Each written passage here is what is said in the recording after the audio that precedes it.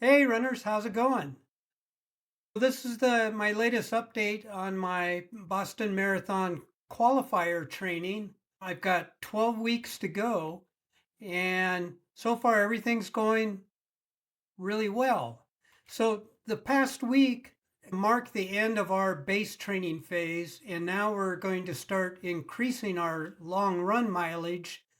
So whether you're a seasoned runner or new to marathon training, understanding the purpose and execution of the base training phase is really crucial for success. So I I wanted to go into two common mistakes many runners make during their base training long runs and how you can fix them to optimize your training. But before jumping into specifics of long runs, it's important to understand what base training is all about. Your base training phase is all about building a solid foundation by gradually increasing your mileage. This phase prepares you for the more structured marathon training plan that typically starts 10 to 12 weeks before your goal race. Most training plans start with a long run of 8 to 10 miles.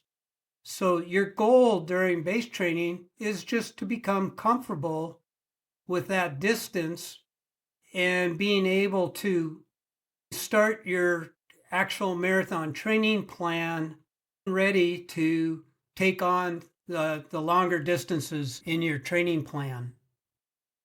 So let me go through the two mistakes that I see runners make when they're doing their long runs during their base training. Mistake number one is running your long runs too fast. Remember, these long runs should be like recovery runs. Run them at a comfortable aerobic pace where you can easily carry on a conversation. For example, just last Saturday, I completed an 11-mile long run at a relaxed 10-minute per mile pace, even though my eventual marathon pace will be a 9-minute per mile. So that's actually a minute per mile slower than my race pace. But that slower pace allowed me to finish strong without any stiffness or fatigue and with plenty of energy left. So during base training, prioritize putting in the miles and prioritize putting in the miles comfortably and enjoyably without focusing on speed. Mistake number two is attempting distances that exceed your current conditioning. As I said before, your baseline training during this phase should be an 8 to 10 mile long run. And that for most of us is around 2 hours. Now, if you find this distance challenging, take the time to gradually build up to that mileage. Signs that you are running too far include a breakdown in your running form, like you're leaning forward excessively, you have a noticeable drop in speed, you just don't feel good.